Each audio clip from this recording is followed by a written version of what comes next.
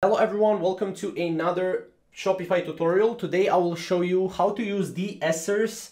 This is a Shopify plugin or application that you can connect with AliExpress and that you can use on your Shopify store. Now, first of all, what you need to do is you need to visit your app store on Shopify. Just go to apps.shopify.com, type in here DSers. So just type in DSers and you will see this first application. Click on that application, you will land on this page right here. Now, as you can see, they have a free plan available. They also have a 14-day free trial available. And as you can see, for $20 a month, you can basically get all the free features in the basic plan, and you can manage up to 10 stores and 20K products. It also has AliExpress affiliate, so you can also earn from affiliate deals as well. Now, as you can see, obviously, there are a lot of different things you can do with DSers. If we play the video here, you can see that you can pretty much import your products from AliExpress. Not just that, but you can pretty much brand it as your own products.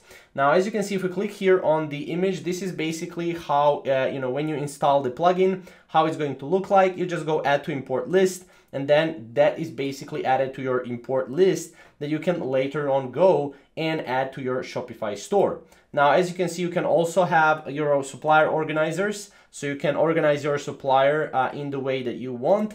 And you can also, have shipping confirmation, shipping carrier. You can change custom tracking URLs as well. So this is an entire dashboard. When you install this app, you get an entire dashboard that you can use for your, for your shipping, for your products, pretty much for everything. Now, as you can see right here, this is basically how you can go and create bundles as well. You can go to the bundle supplier management section and go to the bundle section, and here you can actually also create bundles as well.